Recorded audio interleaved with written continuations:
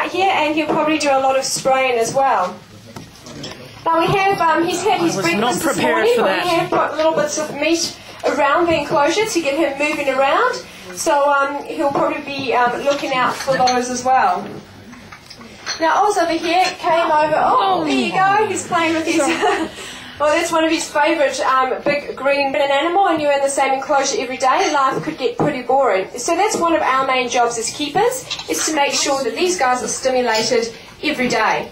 So we actually bring them in and swap them between, constantly changing their surroundings and giving them things to think about and do. So some of the types of behavioural enrichment, it might just be scuttle and just produce 3 cubs. But Malik, on the other hand, even though this was her first litter of cubs, her sisters and brothers out there, they've all bred, and so her family tree, they've got a lot of tigers out there.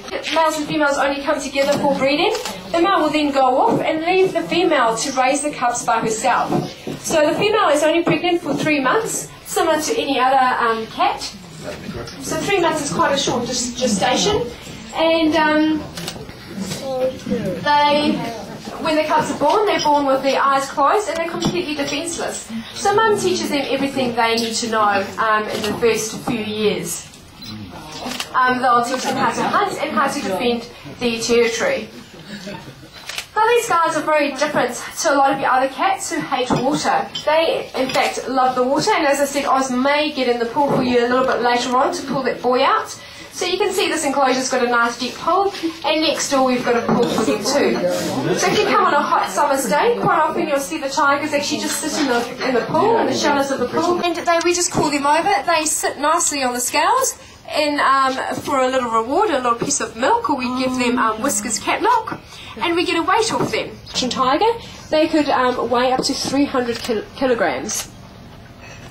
Now, even though they're the smallest, they're actually the most stripiest and the most colourful of the tiger species.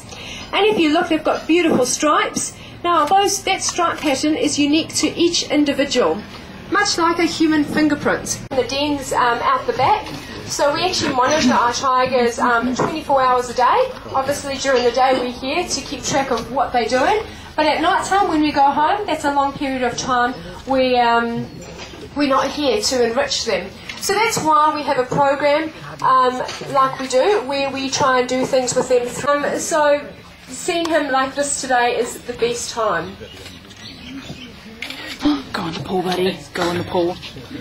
Now we feed all our animals, all our tigers every single day, and they get a nice big feed in the morning. Oz gets 3.4 kilograms of meat a day. Malik gets 2 kgs, depending on their weight.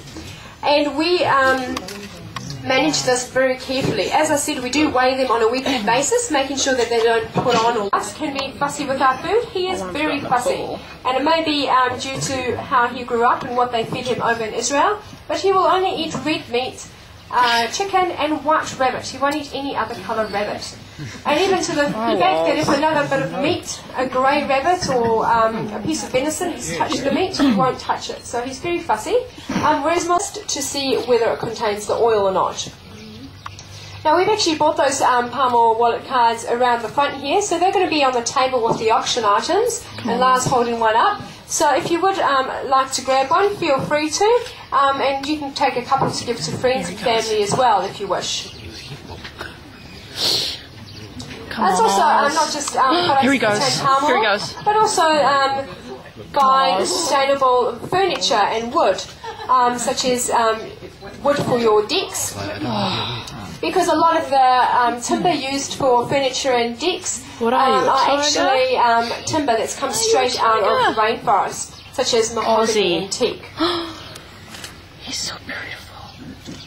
Now, it's not just all doom and gloom. There is some fantastic work going on to try and help of prizes there. And Lara's going to be walking around with a raffle book, and raffle tickets are $5 each or 3 for $10.